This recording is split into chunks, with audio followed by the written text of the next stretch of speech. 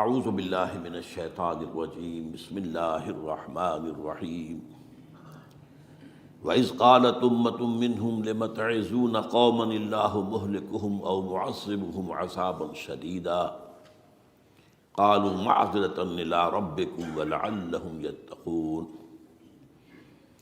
وقال عز وجل كما ورد في آخر سورة الأنبياء وَإِنْ أَدْرِي أَقَرِيبٌ أَمْ بَعِيدٌ مَا تُوعَدُونَ إلى قوله تعالى وَإِنْ أَدْرِي لَعَلَّهُ فِتْنَةٌ لَكُمْ وَمَتَاعٌ إِلَىٰ حِينٍ صدق اللہ العظیم۔ وعن سلمان الفارسی رضی اللہ تعالی عنہ قال قال رسول اللہ صلی اللہ علیہ وسلم لا يرد القضاء إلا الدعاء ولا يزيد في العمر إلا البر رواہ الامام الترمذی رحمہ اللہ۔ رب اشرح لی صدری ویسر لی امری واحلل عقدۃ من لسانی یفقہوا قولی۔ اللہم ربنا الہمنا رشدنا واعذنا من شرور انفسنا، اللہم ارنا الحق حقا وارزقنا اتباعہ وارنا الباطل باطلا وارزقنا اجتنابہ، آمین یا رب العالمین۔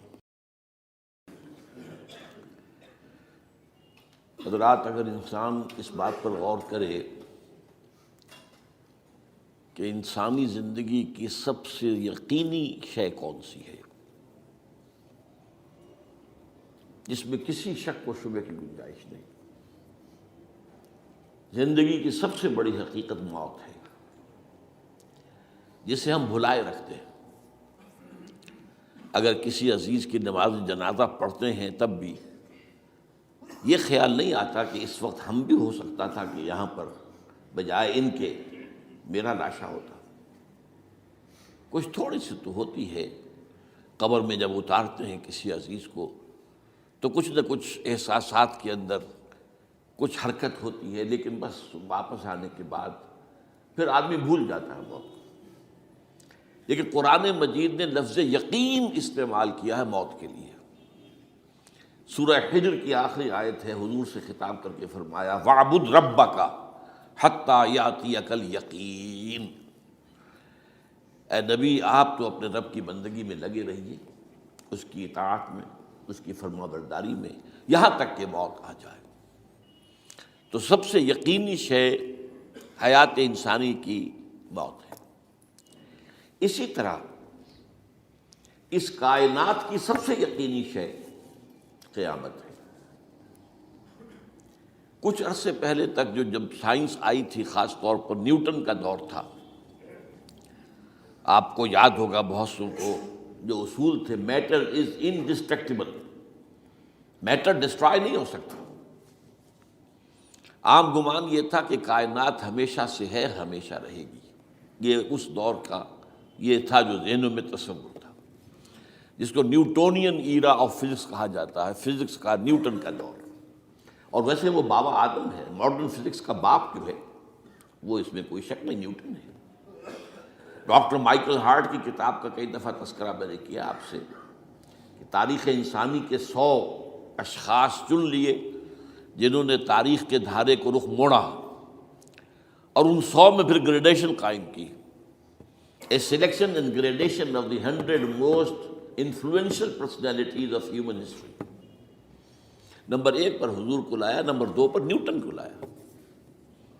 یہ ساری جو آپ دیکھ رہے ہیں سائنس کی ترقیاں اور اس کے اکتشافات، انکشافات، ایجادات، یہ سب جو ہے اس کا بابا آدم نیوٹن ہے۔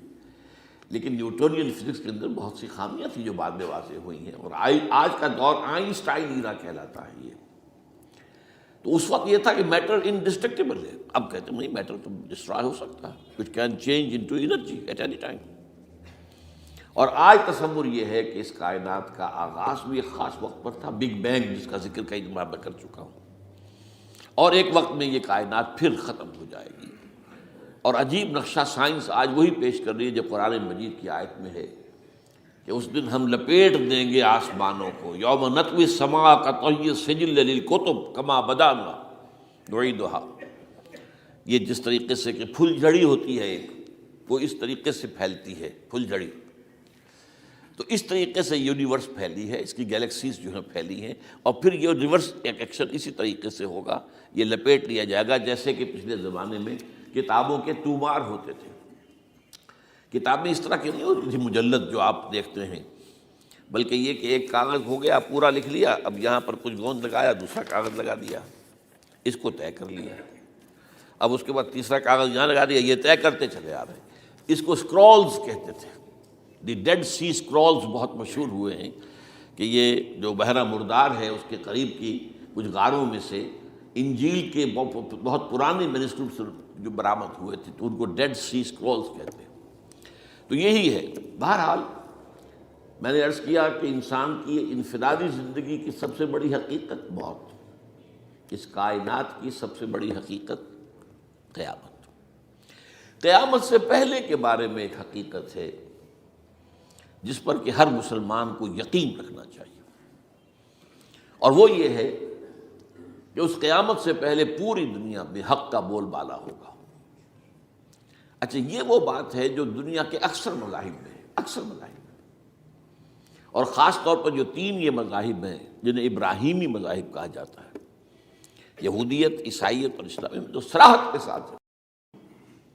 یہود کے ہاں بھی عقیدہ موجود ہے، عیسائیوں کے ہاں بھی ہے، مسلمانوں کے ہاں بھی ہے، کہ اس سے پہلے، اس کائنات کے ختم ہونے سے پہلے، اس زمین کی قیامت آنے سے پہلے اس پر اللہ کا دین غالب ہوگا، کنگڈم آف ہیون اور ارتھ۔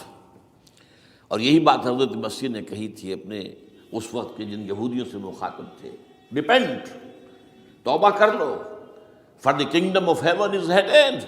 اب جو وہ ہے آسمانی بادشاہت آیا چاہتی ہے، وہ آسمانی بادشاہت تھی حضور کا ظہور صلی اللہ علیہ وسلم، جس سے کہ وہ آسمانی بادشاہت قائم ہوئی اور پھر پھیلی کتنے بڑے علاقے میں، لیکن بہرحال پوری دنیا میں نہیں پھیل سکی۔ وہ کچھ کے اسباب کیا تھے وہ اس وقت میرا موضوع نہیں ہے، لیکن پھیلنا ہے اس کو۔ اس سے قبل کیا ہونا ہے، یہ جو تیسری بات میں نے کہی ہے، اس پر آپ کو یقین ہونا چاہیے، اس لیے کہ احادیث صحیح آ گئی ہے۔ قرآن مجید کا صغرا کبرا دلالت کرتا ہے اس پر کہ حضور کو بھیجا گیا غلبہ دین کے لیے، اور بھیجا گیا پوری نوع انسانی کے لیے۔ تو جب تک پوری نوع انسانی پر دین غالب نہ ہو، حضور کا مقصد بعثت ابھی مکمل نہیں ہے۔ اسی کو اقبال نے کہا تھا، وقت فرصت ہے کہاں، کام ابھی باقی ہے، نور توحید کا اتمام ابھی باقی ہے۔ یہ چمن معمور ہوگا نغمہ توحید سے، ایک وقت آئے گا کہ پورا یہ قرہ جو ہے نغمہ توحید کے ساتھ اس کا جو ہے گونج جائے گا، لیکن یہ کہ ابھی تو نہیں ہوا ہے، نہ ہونا ہے۔ اس سے پہلے کا معاملہ ایک ہے کہ جس کی خبریں دی گئی ہیں، اور وہ ہے کہ قیامت میں اس نظام دین حق کے غالب ہونے سے پہلے بڑی خوفناک جنگوں کا ایک سلسلہ ہے جس کی خبریں دی گئی ہیں۔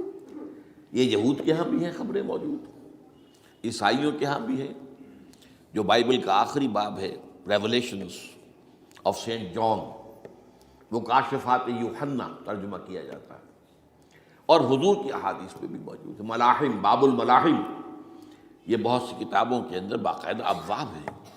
ایک باب الملاحم، جنگوں کا باب، ان میں سے ایک جنگ وہ ہے جسے کہا ہے اس یوحنا کی مکاشفات میں آرمگدان، اور غالباً اسی کو حضور نے قرار دیا ہے الملحمۃ العظمیٰ، عظیم ترین جنگ، الملحمۃ الکبریٰ۔ تو یہ بھی یقینی چیزیں ہیں کہ جو ہونے والی ہیں۔ یہ ملاحم کیوں ہوں گے؟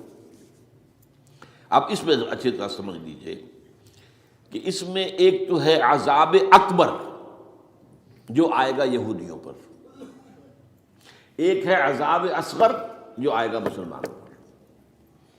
میں نے یہ آج سے 20 سال پہلے کتاب لکھی تھی، وہ جو مختلف، پہلے تو وہ نوائے وقت کے اندر کالم کی شکل میں شائع ہوئی تھی، پھر یہ کہ موجودہ اور سابقہ مسلمان امتوں کا ماضی، حال اور مستقبل، غالباً اس وقت آؤٹ آف پرنٹ ہے وہ کتاب۔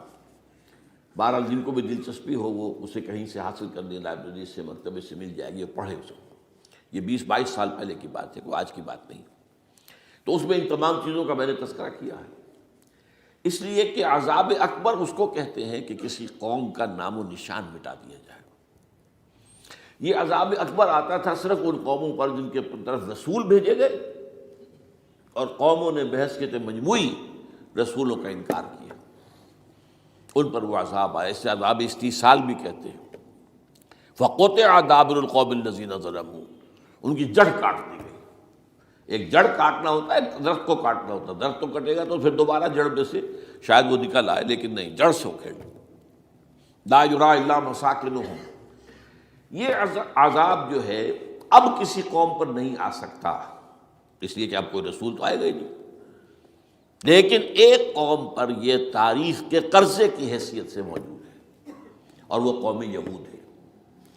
ان کی طرف رسول بھیجے گئے حضرت عیسیٰ ابن مریم، رسولا الی بنی اسرائیل، اور انہوں نے یہ بات تو بہت دور کی تھی کہ مانتے انہیں اور ان پر ایمان لاتے، الٹا جو کچھ کیا ہے آپ کو معلوم ہے، انہیں ولد الزنا قرار دیا، جادوگر قرار دیا، واجب القتل قرار دیا، اور اپنے بس پڑتے سولی پر چڑھوا کر دم لیا۔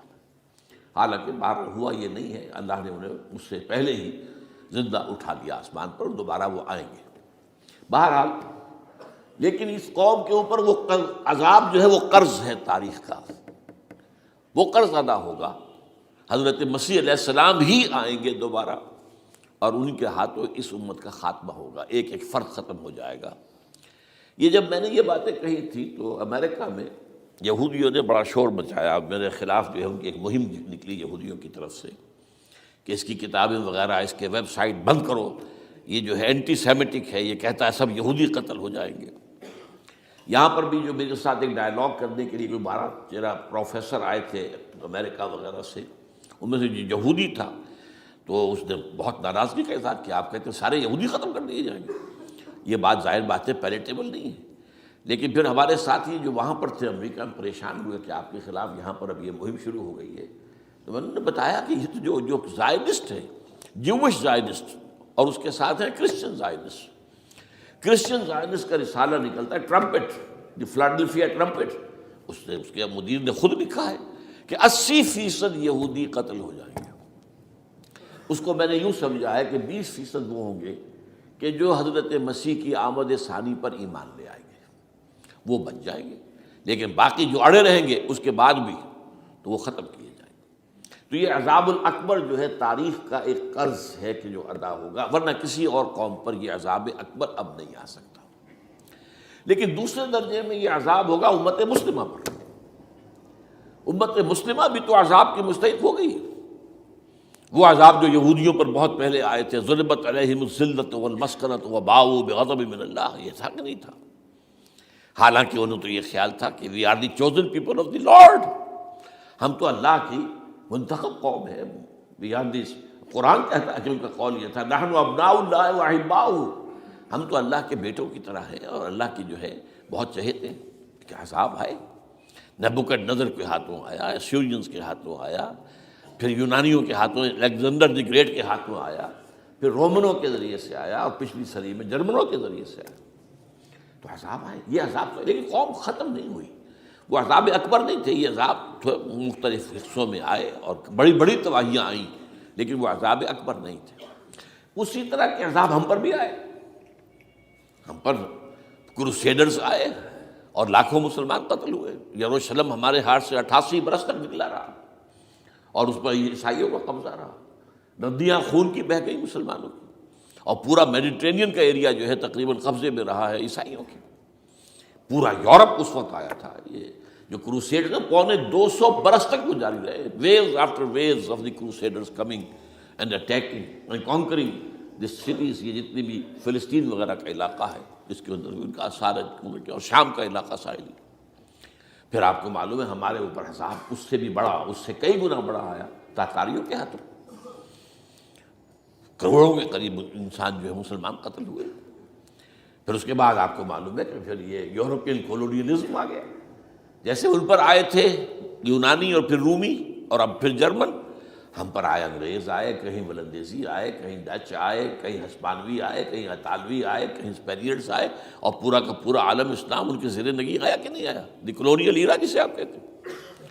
تو وہ عذاب ابھی اس امت کے اوپر اور باقی ہے، ایک قرض ہے، اور وہ کیا ہے؟ یہ کولونیل ایرا جب ختم ہوا ہے، ہم آزاد ہونے شروع ہوئے، اب یہ ہمارے لیے ایک امتحان کا مرحلہ تھا بہت بڑا۔ آزاد ہو کر تم کیا کرتے ہو؟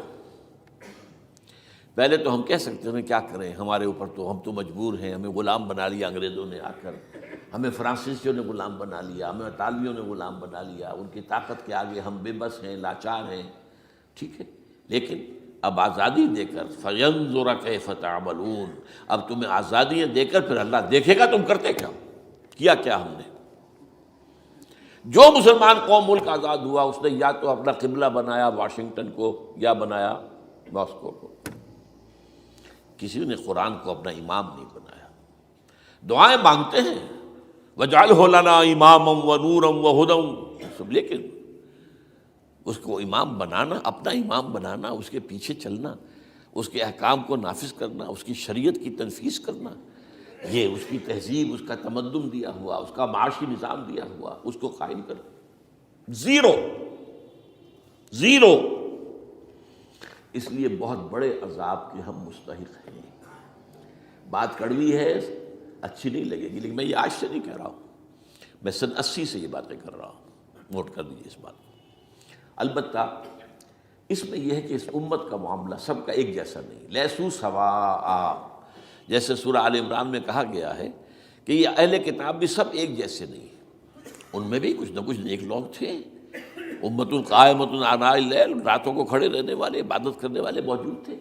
عیسائیوں میں احبار اور رہبان جو تھے وہ بڑے نیک لوگ تھے، اس وقت بھی موجود تھے. لیکن بحثیت مجموعی کا معاملہ کیا ہے اس کو دیکھنا پڑتا ہے نا، بحثیت مجموعی صورتحال کیا ہے. تو صورتحال کیا ہے کہ ہم نے کہیں بھی اللہ کے دین کو قائم نہیں کیا. مذہب تو ہے، لیکن ظاہر بات ہے کہ جرم جو ہے تو پوری امت کا، لیکن سب برابر نہیں ہے. سب سے بڑے مجرم عرب مسلمان. کیوں؟ انہیں اللہ نے جو مقام دیا وہ کسی اور کو نہیں دیا. حضور ان میں سے تھے، یہ رتبہ بلند ملا جس کو مل گیا. رسول عربی ہے نا. نمبر 2، ان کی مادری زبان میں اللہ کی کتاب موجود ہے.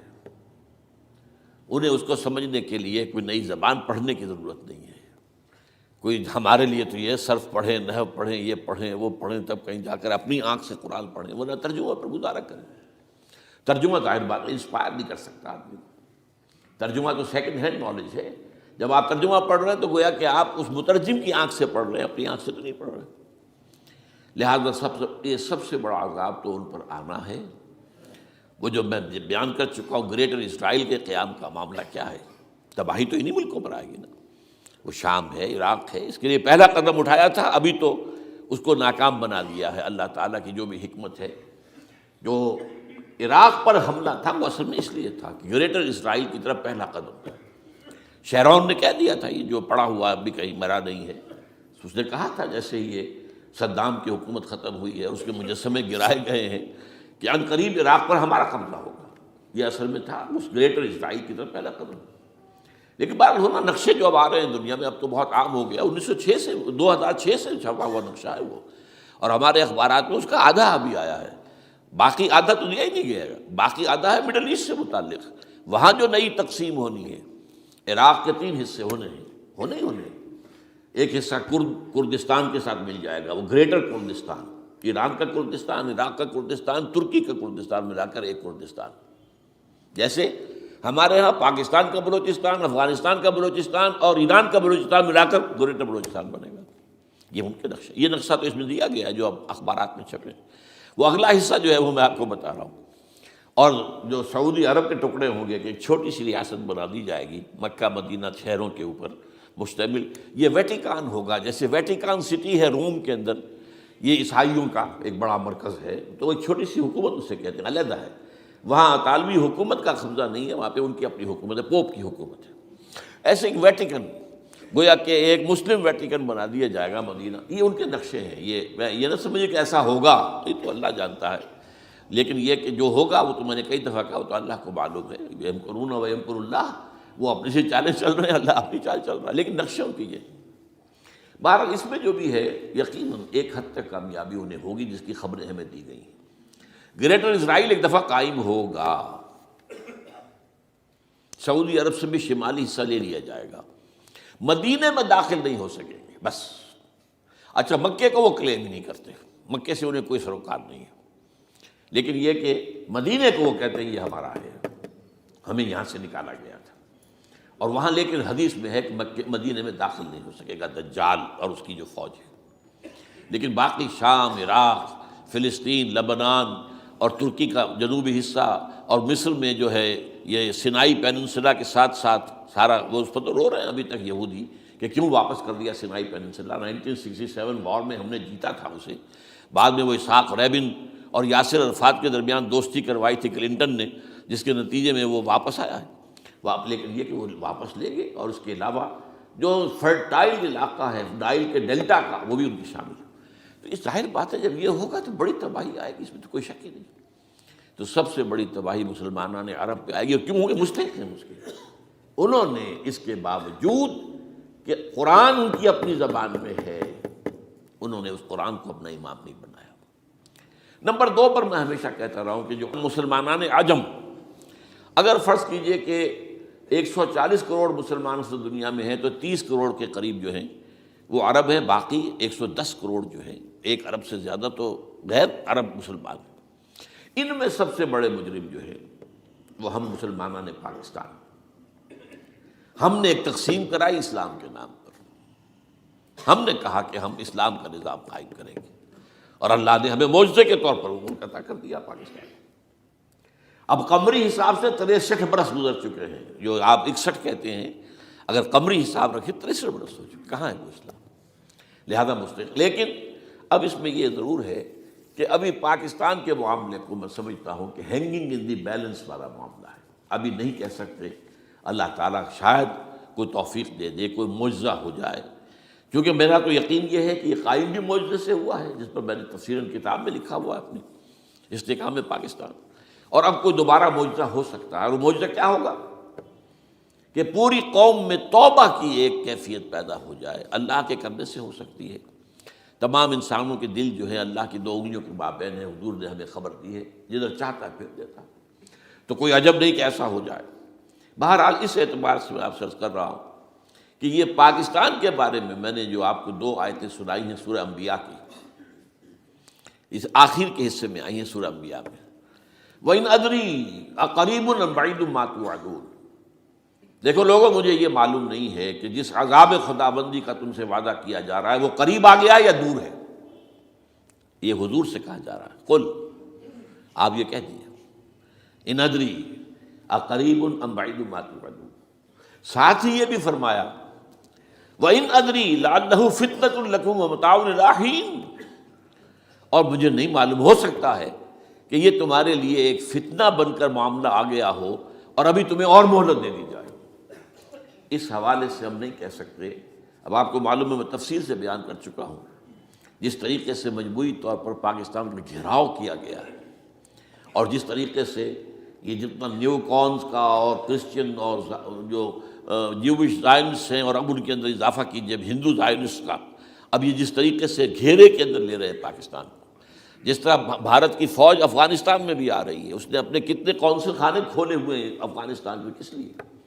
جو کچھ وہ ہو رہا ہے بلوچستان کے اندر، جو کچھ ہمارا پورا صوبہ سرحد ہے، اور اس سے آگے بڑھ کر جو کچھ کراچی میں ہو رہا ہے، یہ سارے معاملات جو ہیں وہ دیکھ لیجئے تو گویا کہ باہر سے ہمارا گھیراؤ مکمل ہو چکا ہے، اور اس میں یہ ہے کہ تازہ جو بمبئی کے اندر جو ہوئے ہیں معاملات وہ نوٹ کیجئے، کس طریقے سے اب اسے کہا جا رہا ہے کہ کسی مسلمانوں نے کیا ہے، حالانکہ اس کے اندر سب سے بڑا ثبوت یہ ہے کہ ایک ہندو ہیمنت، جس نے کہ وہاں ساری تحقیقات کی کہ سمجھوتا ایکسپریس کو جو اڑایا تھا کس نے اڑایا تھا، اس کی انہوں نے کہا جب کی ہے تحقیقات، اب یہ اس کو گیو دم دی کریڈٹ، ہندو قوم کے اندر کم سے کم یہ بھی بات موجود ہے، جہاں وہ بدماشیاں ہیں وہاں یہ بھی ہے، یہ خیر بھی ہے، جہاں برائیاں ہیں ان کے اندر وہ خوبیاں بھی ہیں۔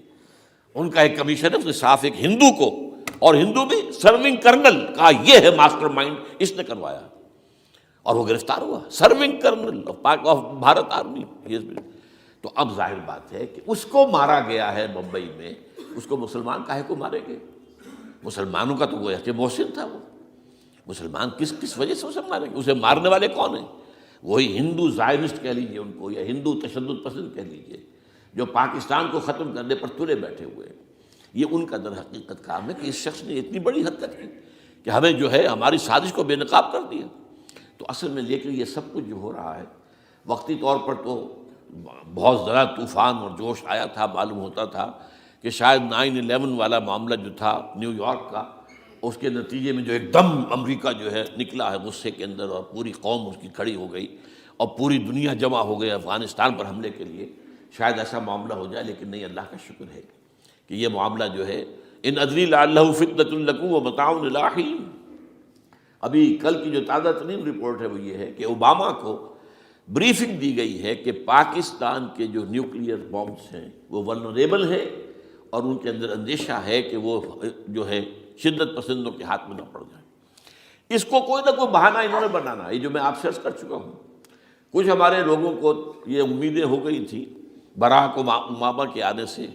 یہ میں نے پھر اس کے بعد ایک مضمون میں پڑھا ہے، آپ کے لیے بھی نئی بات ہوگی. براک کا لفظ جو ہے اس میں یہ بھی اسلامی ہے، یہ برکت سے ہے، اس لیے کہ اس کا باپ جو ہے وہ سواحلی علاقے کا، سواحلی زبان جو ہے، کینیا کا ساحلی علاقہ جو ہے وہ سواحلی زبان جو ہے اس میں عربی کی بڑی آمیزش ہے، کیونکہ وہ تو بہت قریب ہے نا، عرب سے کتنا فاصلہ ہے، وہ درمیان میں وہ ریڈ سی ہے، بڑا چھوٹا سا سمندر ہے، تو سواحلی زبان میں عربی اثرات ہیں. تو یہ برکت والی بات، جیسے ہم کہتے ہیں کسی کا نام برکت حسین، برکت علی، تو یہ وہ ہے باراک برکت والا، باراک حسین، اور پھر حسین کا نظر. تو اس سے بڑی توقعات ہو گئی تھی، لیکن نظر یہ آ رہا ہے کہ جو بش کا ایجنڈا تھا، اس لیے کہ اصل میں اس کی پالیسی بنانے والے میں آپ کو بتا چکا ہوں کوئی ایک فرد نہیں ہوتا وہاں تو پورے ادارے ہیں، بڑے بڑے تھنک ٹینکس ہیں. اور یہ ثابت ہو گیا ہے کہ اس اوباما نے آتے ہی سب سے زیادہ کٹر جو زائدست تھا امریکہ کے اندر، جس کا نام ہی اسرائیل ہے، اسرائیل رحم، جو ہے اسرائیل رحم ایمانویل، اس کو اپنا بنایا chief of the white house staff. اور یہ وہ شخص ہوتا ہے کہ جو گویا کہ جس کے گھیرے میں ہوتا ہے صدر امریکہ کا. صدر سے کون مل سکتا ہے یہی فیصلہ کرے گا، کون نہیں مل سکتا یہ فیصلہ کرے گا، کون سی رپورٹ صدر تک جائے گی یہ فیصلہ کرے گا، کون سی رپورٹ روک لی جائے گی یہ فیصلہ کرے گا. تو گویا کہ صدر کے کان بھی ہو، صدر کی آنکھ بھی ہو، لہذا صدر جو ہے اس کے تو اوپر اس کا گھیرا ہوتا ہو. اور اس سے بھی آگے بڑھ کر نوٹ کیجیے، میں نے آپ کو پہلے بتایا بھی تھا، ساؤتھ ایشیا کے لیے اس نے اپنا ایڈوائزر بنایا ہے ایک ہندو کو. اس کا نام ہے سونال شاہ. اور یہ جو ہندوؤں کی ایک تنظیم ہے جو انتہائی جو ایکسٹریمسٹ ہندو ہیں، وشوا ہندو پریشد، یہ وشوا سری پرشانت ہے جس کا اسٹوڈنٹ ونگ ہے بجرنگ دل کا. یاد ساؤتھ ایشیا سے مراد بھارت اور پاکستان، اس کے معاملات میں اس کا ایڈوائزر جو ہے سونال شاہ ہے. تو حالات جو ہے اس اعتبار سے انتہائی یوں سمجھیے کہ خطرناک. اور دوسری طرف اندرون معاملہ کیا ہے؟ سائنس کی دو اصطلاحات آپ نے سنی ہوگی، centrifugal forces, centripetal forces.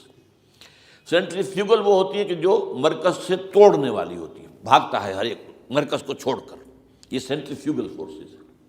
Centripetal وہ ہوتی ہیں جو مرکز کی طرف لانے والی ہوں، جو ایک مرکز کے گرد لوگوں کو جمع کرے. تو مرکز گریز اور مرکز کی طرف رخ کرنے والی. ہمارے پاس سینٹریپیٹل فورس صرف ایک ہے، وہ اسلام ہے، اور وہ ہے نہیں. ہر چند کہیں کہ ہے، نہیں ہے. کہاں ہے نظام؟ کہاں ہے مذہب؟ تو ہے، مذہب تو انڈیا میں بھی ہے، مذہب امریکہ میں بھی ہے، مذہب کی تو کوئی کمی نہیں ہے. فاسٹسٹ گروئنگ ریلیجن میں نے بارہا کہا ہے دنیا میں مانا جا رہا ہے کہ اسلام، لیکن مذہب دین کہیں نہیں. حضور بھیجے گئے تھے دین کو غالب کرنے کے لیے. هو الذی ارسل رسولہ بالہدی ودین الحق لیظہرہ علی الدین کلہ. سینٹریفیوگل فورسز آپ کو یاد ہوگا میں نے گنوا دیا تھا ایک دفعہ. آپ کا نارتھ پول کیا ہے؟ NWFP. وہاں حکومت اس وقت کن کی ہے؟ وہ اسفند یار ولی، جس کا دادا، جس نے پاکستان میں دفن ہونا گوارا نہیں کیا، جن کا پختہ موقف یہ ہے. اس کے باپ کا بھی ولی خاں کا یہ تھا کہ انگریز نے بنایا ہے پاکستانی، انگریز کا بنایا ہوا ہے، یہ انگریزی سازش کے نتیجے میں وجود میں آیا. And they believe in that. اور اس کے ساتھ مولانا فضل الرحمان ہیں جن کے والد مرحوم نے یہ کہا تھا کہ اللہ کا شکر ہے ہم پاکستان کے بنانے کے گناہ میں شامل نہیں تھے. یہ ہیں اس وقت وہاں کی فورسز.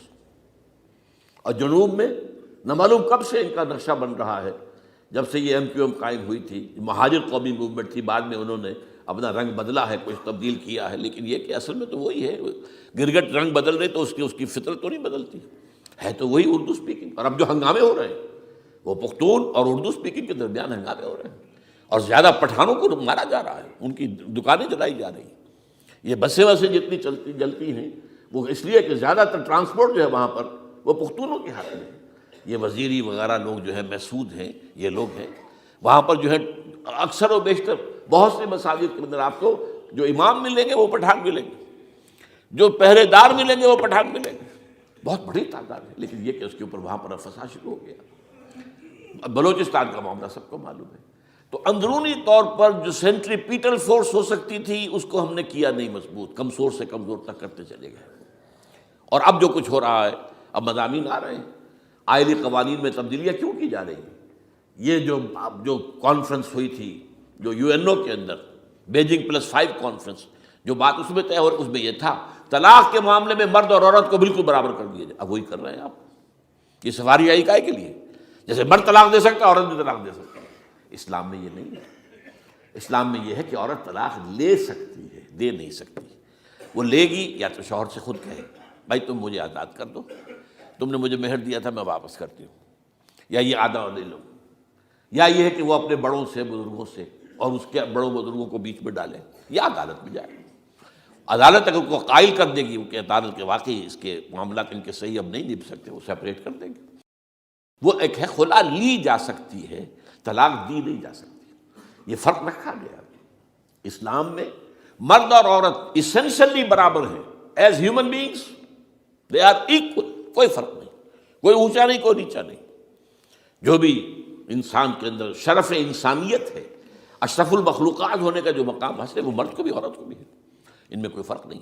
لیکن جب ایک مرد اور ایک عورت مل کر ایک خاندان کی بنیاد ڈالتے ہیں، اب وہ برابر نہیں ہے. الرجال قوامون علی النساء. کوئی بھی انسٹیٹیوشن ہو اس میں دو برابر کے سربراہ نہیں ہو سکتے. دونوں کا اختیار ایک جیسا ہو تو کیسے چلے گی گاڑی؟ چل ہی نہیں سکتی. آپ ڈائریکٹر جو ہے 100 بنا لیں، مینیجنگ ڈائریکٹر ایک ہوگا. ظاہر بات ہے دو تو نہیں ہو سکتے. لہذا انسٹیٹیوشن فیملی کے لیے اسلام نے جو نظام دیا ہے، یہی طلاق کا معاملہ ہے، وراثت کا معاملہ ہے. عورت کے ذمے کچھ اور کام لگائے ہیں، مردوں کے ذمے کچھ اور کام لگائے ہیں. مرد ذمہ دار ہے، کفیل ہے، لہذا وراثت میں اس والد کی طرف سے اسے 2 حصہ ملتا ہے. لڑکی کی کوئی ذمہ داری ہے ہی نہیں.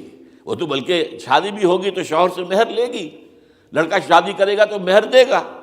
تو یہ تمام چیزیں جو ہے آرٹیکولیٹڈ ہیں، یہ ایک دوسرے کے ساتھ منطقی طور پر جڑی ہوئی ہیں، اور وہ جو ہے تباہ کرنے کر تلے ہوئے ہیں ہمارے خاندانی نظام کو. عورت اور مرد کو برابر کر دیا جائے، یہ سارا. اور اس سے پہلے جو آیا تھا معاملہ وہ بھی تقریباً یہ ہے کہ زنا کے معاملے سے جو خوف ہو سکتا تھا عورت کو وہ ختم ہو جائے. اس لیے کہ عورت کا معاملہ کیا ہے، اگر زنا سے حمل رہ گیا تو اس کا ثبوت تو آ گیا، کوئی اور گواہ ہے یا نہیں ہے، یہ حمل کہاں سے لائی ہو تم؟ ٹھیک ہے، طے کیا کر دیا. پرچہ بھی درج نہیں ہو سکتا اس کا جب تک کہ 4 چشمدید گواہ جا کر کسی مجسٹریٹ کے سامنے گواہی نہ دیں کہ ہم نے اپنی آنکھوں سے دیکھا ہے، تب پرچہ درج ہوگا. تحقیق اس کے بعد ہوگی. یہ کہاں ہوگا؟ اس کا مطلب ہے وہ خوف ختم جو خوف ہو سکتا تھا، جو عورت کو روکتا ہے. ایک تو یہ کہ ہمارے ہاں وہ جو بھی آبادی کا معاملہ تھا اور یہ جو برتھ کنٹرول کے معاملے نے آ کر خوف ختم کیے تھے. اور اس کی باقاعدہ جو ہے امریکہ میں، یورپ میں تعلیم دی جاتی ہے. ٹین ایجرز کو اسکولوں کے اندر سکھایا جاتا ہے کہ تم جو چاہو کرو، لیکن یہ کہ یہ ذرا یہ احتیاط کرو. بس اللہ خیر سمجھ. وہی اسی رنگ پر ہماری تہذیب کو لے جانا چاہتے ہیں. اب یہ دونوں نقشے ایسے ہیں کہ جس کے نتیجے میں جیسا کہ میں نے عرض کیا، محسوس ایسا ہوتا ہے. یہ میں ابھی کہہ رہا ہوں، میں یقین سے نہیں کہہ سکتا. وَإِنْ أَدْرِي لَعَلَّهُ فِتْنَةٌ لَكُمْ وَمَتَاعٌ إِلَىٰ حِينٍ. ہو سکتا ہے، ہوپنگ اگینسٹ ہوپ، ہو سکتا ہے کوئی معجزہ آ جائے اللہ تعالیٰ کی طرف سے. جیسے کہ پہلے معجزہ آیا تھا تو خدایا آن کرم بارے دیگر کو نے اللہ دوبارہ بھی معجزہ دکھا، اور ان تمام سختیوں سے، ان تمام سے ہمیں گزار کر اس کا امکان موجود ہے. امکان کو میں نفی نہیں کر سکتا، اس لیے کہ اللہ کی قدرت ہے. یخرج الحی من المیت، مردے سے زندہ کو برآمد کرتا ہے. ایک قوم مر چکی ہو، اس میں سے ایک زندہ قوم برآمد ہو جائے. جیسا کہ میں نے پچھلے سال جو تحریک چلی تھی، جو وکلا کی، تو میں نے کہا تھا کہ مجھے یہ گمان ہوا کہ میں یہ سمجھ بیٹھا تھا کہ یہ قوم بالکل مر چکی ہے، لیکن نہیں، جان ہے۔ یہ میں اس سے پہلے یہ جملہ کہا کرتا تھا، it's no use whipping the dead horse, لیکن میں نے کہا نہیں، جان ہے اس میں۔ ہمارے ہاں کا پڑھا لکھا طبقہ، تعلیم یافتہ لوگ، انہوں نے جو سختیاں جھیلی ہیں، جس طریقے سے کہ مصائب برداشت کر کے انہوں نے اس تحریک کو برقرار رکھا ہے، اب تک رکھا ہوا ہے، یہ بہت بڑا کارنامہ ہے، اور اس سے معلوم ہوتا ہے، اس سے کچھ نہ کچھ امید کی کوئی کرن پھوٹتی نظر آتی ہے۔ لیکن باقی جو لوگ کہتے ہیں کہ نہیں بس یہ تو بنا ہے اللہ کے حکم سے اور قائم رہے گا، ان سے میں کہا کرتا ہوں کہ وہ اللہ کی سنت سے واقف نہیں ہے۔ اللہ کی سنت سزا کی بھی تو ہے نا۔ اللہ تعالیٰ رسی دراز کرتا ہے، ایک دم کھینچ بھی لیتا ہے، یہ بھی اللہ کی سنت ہے۔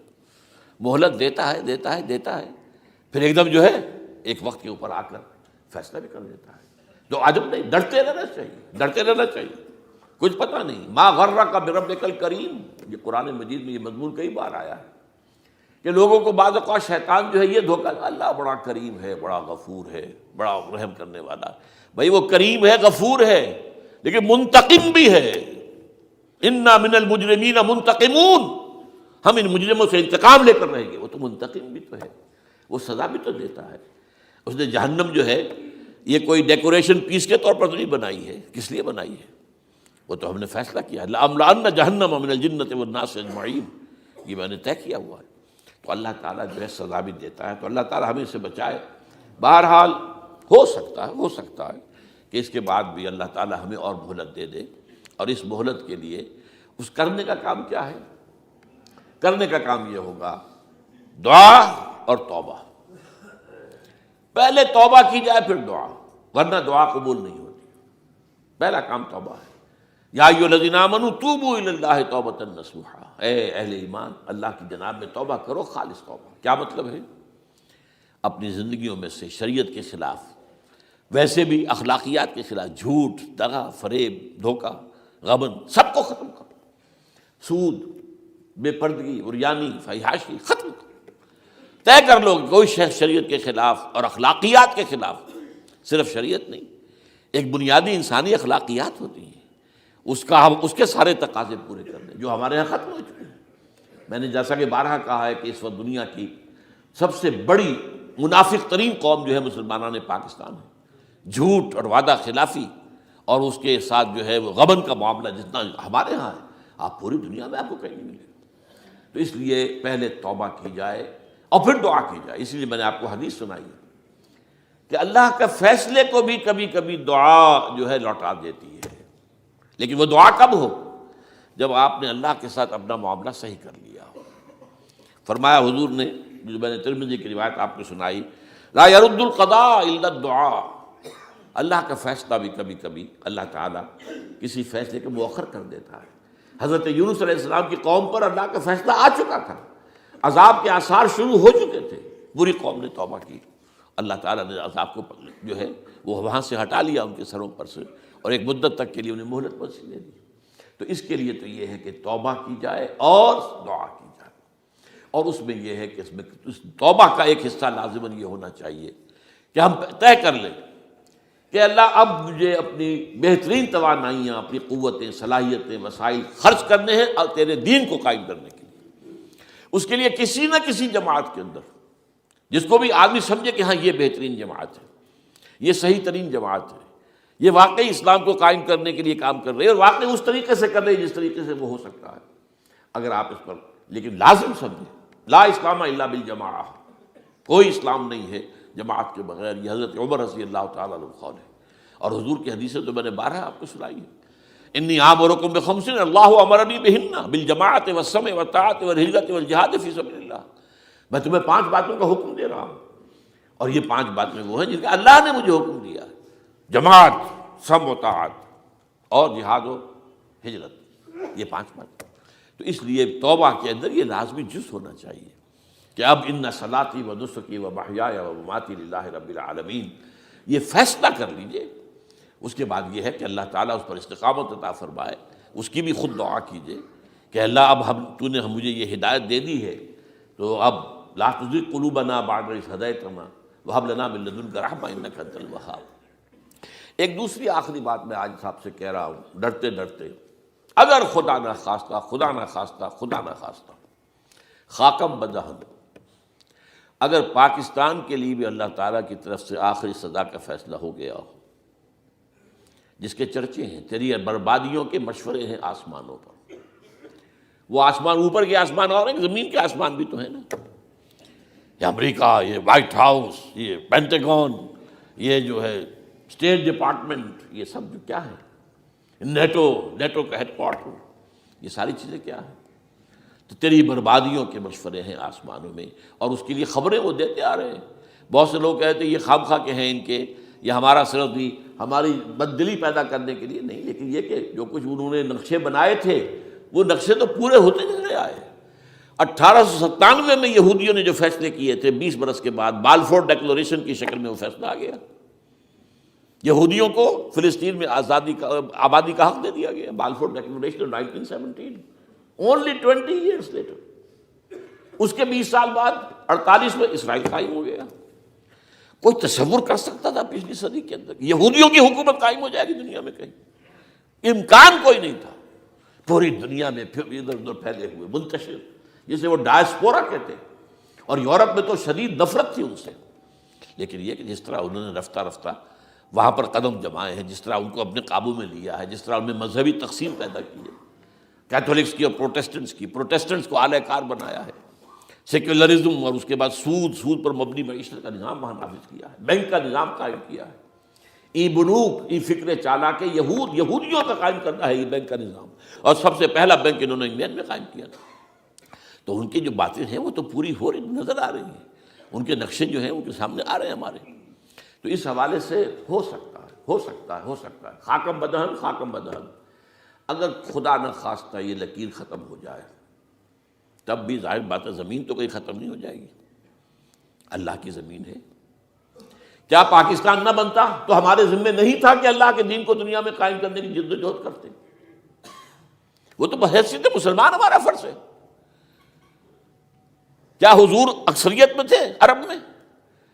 وہ تو اقلیت میں بھی نہیں تھے، ایک آدمی تھا اللہ کا بندہ کھڑا ہوا ہے، جو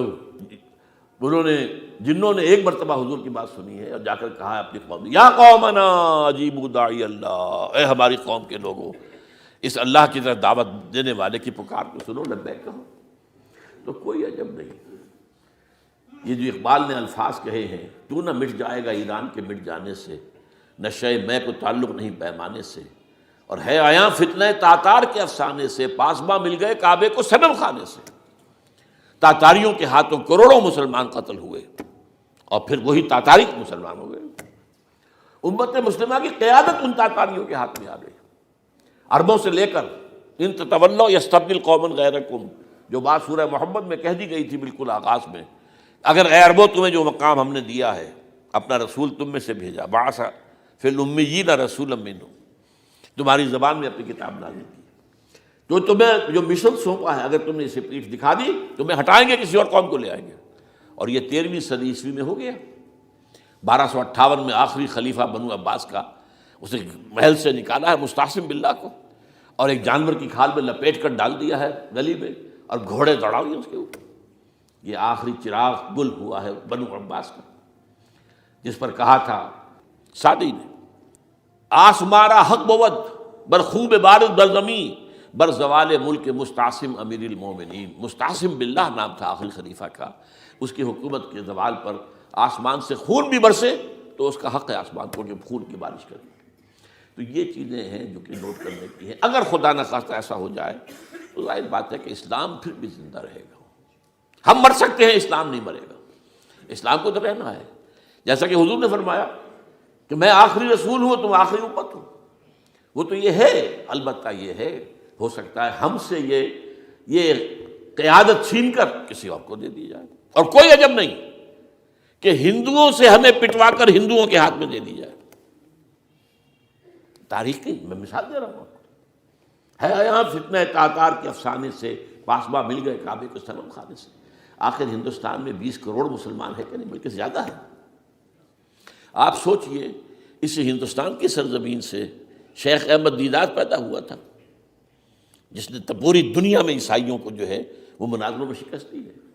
اسی ہندوستان سے آج ذاکر نائک کھڑا ہوا، پوری دنیا میں ڈنکا بجا رہا ہے، عیسائیت کے خلاف، یہودیت کے خلاف، ہندو مت کے خلاف، ان کی کتابوں سے، ان کے ویدوں سے، ان کے تمام جو اسکرپچرس ہیں ان کے حوالے سے ثابت کر رہا ہے تمہارا دین غلط ہے، تمہارے ہاں تو محمد کی بشارتیں موجود ہیں، دیکھو یہ ہے، یہ کتابیں ہیں، یہ پڑھی ہیں۔ میں نے کبھی کہا تھا مولانا علی میاں رحمۃ اللہ علیہ سے کہ مولانا، میں یہ گیا تھا ان کے پاس ملاقات کے لیے، میرا خیال ہے کہ سن 82-83 کی بات ہے، کہ میں اور کسی سے تو توقع نہیں رکھتا لیکن آپ سے توقع رکھتا ہوں کہ آپ زیادہ روشن خیال علماء میں سے ہیں، کہ آپ ندوۃ العلماء لکھنؤ کے اندر آپ سنسکرت کی تعلیم کو لازمی کریں، تاکہ آپ کے فارغ التحصیل لوگ نکلیں تو وہ پڑھ سکیں ویدوں کو کہ ویدوں میں کیا لکھا ہوا ہے، ہندو کے ذہن کو تو سمجھے کہ ہندو کا ذہن ہے کیا، اس کا فکر کیا ہے، اس کی سوچ کیا ہے، اس کے عقائد کیا ہیں، جو وہ ظاہر کر رہے ہیں وہی ہیں یا واقعی ان کی کتابوں میں کچھ اور ہے۔ آج ہمارا بھی ظاہر بات ہے کہ آج اسلام جو ہے، کوئی تازیوں کے جلوسوں سے کوئی اسلام کو پہچانے، یا جو پیروں کے مقبروں کے اوپر جو ہے صوفیہ کے جو عرس ہو رہے ہیں اس کے حوالے سے اسلام کو پہچانے گا تو کیا وہ صحیح اسلام کو پہچانے گا؟ اسی طریقے سے آپ کو ہندو مذہب کا ذہن جو ہے کیا ہے، تو وہ وعدہ کیا کہ ہاں آپ نے بہت اچھی بات کہی ہے۔ 2 سال کے بعد میری ملاقات وہاں ہوئی ایک کانفرنس میں، وہ بھی مدعو تھے، میں بھی تھا شکاگو میں، میں نے پوچھا مولانا وہ آپ نے کیا؟ کہ میں تو بھول ہی گیا۔ یہ ہمارے علماء کا اصل میں معیار ہے، نئی بات کو جو ہے کوئی قبول کرنا ان کے لیے اتنا آسان نہیں۔ آج ذاکر نائک کر رہا ہے، ڈٹ کر کر رہا ہے، ان کے اسکرپچر سے، ان کے حوالوں سے، اپنشد سے، اور تمام جو ان کے جو ہیں ویدوں سے، تو یہ کام جو ہو رہا ہے۔ اسی طریقے سے یہ بھی بات میں آپ کو بتا دوں کہ میرے دورہ ترجمہ قرآن کی جس قدر پذیرائی بھارت میں ہو رہی ہے، پاکستان میں نہیں ہے۔ پاکستان میں تو میرے چینلز بند کر دیے گئے، مجھ پر بہت سے چینلز جو ہیں ان کا دروازہ بند ہے، پی ٹی وی میں تو میرا داخلہ ہی حرام ہے، اور باقی سب نے بند کر دیا گیا۔ ایک جو ہے ہمارے ہاں ایک مائنورٹی کمیونٹی ہے، وہ اتنی زوردار ہے، اور ظاہر بات ہے نیوسنس ویلیو اگر زیادہ ہے تو وہی چیز دنیا میں چلتی ہے۔ آپ کو معلوم ہے بند کرا دیا انہوں نے کچھ عرصے کے لیے، ذاکر کا پروگرام بھی ممبئی میں بند کرا دیا تھا، لیکن وہاں تو کھل گیا، اس لیے کہ کم سے کم ذاکر نے پچھلے دنوں کہا ہے ایک کانگریس ایک اپنے اجلاس کے اندر، اور یہ عجیب بات ہے، اس سے پہلے اس نے کبھی کوئی سیاسی بات نہیں کی، لیکن اس نے یہ بات کہی ہے کہ پہلے تو کہا جاتا تھا ہندوستان میں کہ مسلمان تعلیم حاصل نہیں کرتے، جاہل ہیں، اس لیے پیچھے رہ جاتے ہیں، اور آج جب مسلمان آگے آ گیا ہے تعلیم میں تو اب آئی ٹی کے میدان میں دروازہ بند کر دیا گیا مسلمانوں کا۔ یہ اس نے کھل کر کہا ہے، بامبے کی اسٹیج پر کہا ہے، لیکن اس نے یہ کہا کہ جو کچھ بھی ہے ہندوستان میں، لیکن ایک بات ہے کہ ہندوستان کی عدلیہ صحیح جگہ پر قائم ہے، اس کا مقام درست ہے۔ آپ سوچئے ہمارے ہاں اس کا تصور ہے کہ اس طریقے کی انکوائری کمیٹی آئے اور اس طرح کھل کر اس کا جو ہے لوگوں کے سامنے اس کو بیان بھی کر دیا جائے۔ ہمارے ہاں تو کسی انکوائری کمیٹی کی رپورٹ آج تک سامنے آتی ہی نہیں، سب بند، کوئی کمیٹی جو بھی کچھ ہو جائے، اس کے بعد کسی کو پکڑنا، سرونگ کرنیل کو پکڑ لینا، تو عدلیہ قائم ہے۔ جیسے کہ کبھی چرچل نے کہا تھا جب بے انتہا تباہی ہو گئی تھی سیکنڈ ورلڈ وار میں، اور لوگ آئے کہ برباد ہو گئے، تباہ ہو گیا، یہ ہو گیا وہ، اس نے کہا یہ بتاؤ کہ برطانیہ میں عدالتیں کام کر رہی ہیں؟ کہ ہاں، بس ٹھیک ہے، پھر یہ ملک قائم رہے گا۔ یہ معاملہ جو ہے بھارت کے اندر عدالتیں ہیں، چل رہی ہیں، تو اس حوالے سے کوئی عجب نہیں، کوئی عجب نہیں۔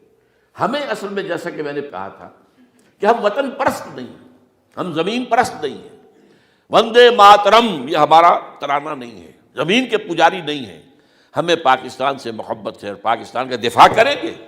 اور بڑے عمدہ بات ہے کہ اس موقع پر جو ہے تمام ہماری جو اپوزیشن پارٹیز ہیں وہ جا کر جمع ہو گئی ہیں، آل پارٹیز کانفرنس کے اندر یکجہتی کا ثبوت دیا ہے۔ یہ اسلام کے لیے ہونا چاہیے، صرف ایک خطہ زمین کے لیے نہیں۔ اصل میں شے جو ہے ہمیں جو مقصود ہے وہ اسلام ہے۔ تو کوئی عجب نہیں ہے کہ جس طریقے سے پچھلے دنوں ہمارے یہ بہت اہم آدمی ہیں، آپ کو معلوم، سید قاسم محمود صاحب بے شمار کتابوں کے مصنف ہیں، یہ دلی گئے تھے اور اس سے آگے بھی گئے مختلف جو ہیں یو پی کے شہروں میں، انہوں نے واپس آ کر جو خط لکھا تھا، پھر ندائے خلافت میں شائع بھی کر دیا تھا کہ وہاں تک گلی کوچوں میں آپ کا نام گونج رہا ہے، اس درجے وہاں پر یہ درس قرآن کا معاملہ جو ہے۔